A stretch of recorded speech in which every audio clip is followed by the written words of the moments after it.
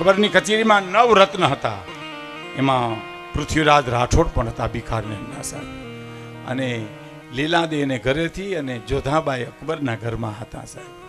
અને જોધાબાઈને એકવાર એમ થયું કે હું મારી બેનને બિકાનેર મળવા જાઉં. અને મળવા જાય છે, સાંભળજો સાહેબ. એ મળવા જાય, કેવડાવ્યું કે તમારા મોટા બેન મળવા આવે છે, શેનશાહ અકબર. એને ત્યાંથી જોધાબાઈ આવે છે, હિંદવારી બેગમ આવે છે. લેલાંદે કે કાંઈ વાંધો નહીં, ભલે આવે, આવવા દો. બે હગી બેનું સાહેબ, એક જ માના પેટમાંથી જન્મેલી, પણ જોઈજો તફાવત.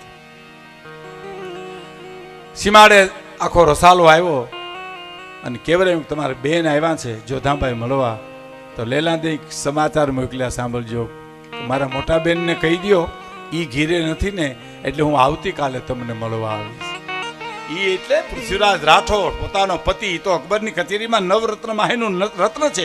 6 મહિના નોકરીએ જવું પડતું હતું સિભાઈ. અને રૂવાડા ઉભા થઈ ગયા જોધાબાઈને, સમ બેઠા થઈ ગયા. આ તારું અભિમાન, અને પછી મને મળવા આવ્યું હે. અને બીજે દીજા મળવા જાય છે. અને જ્યાં તંબુ તાણ્યા હતા ત્યાંથી જોધાબાઈ હળી કાઢી મળવામાં. તા લેલાંદેના મોઢામાંથી શબ્દ નીકળી ગયા, જોધાબેન ન્યા ઉભા રહેજો.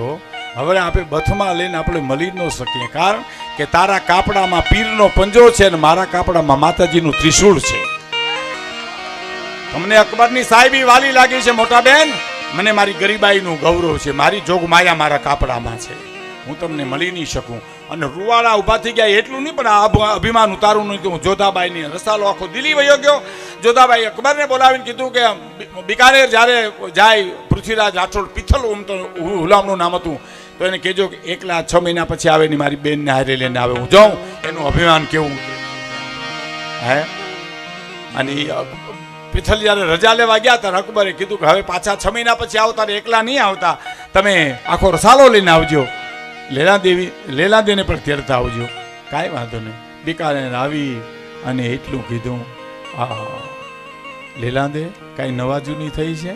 તો કે હા, મારા મોટા બેન મળવા આવ્યા હતા. ઓહ, શું પછી થયું? કે હું મળી નથી. તો કે એનું પરિણામ આવી ચૂક્યું. કે શું પરિણામ આવ્યું? કે 6 મહિના પછી તમારે મારી હારે દિલ્હી આવવાનું છે. અને લેલાંદી જોગમાયાની ભક્તિ કરનારી રાજપૂતાણીનો કરંટ જોઈજો સાહેબ, તાકાત જોઈજો. કે પૃથ્વીરાજ, આને આમંત્રણ કહેવાય, આને પરિણામ ન કહેવાય.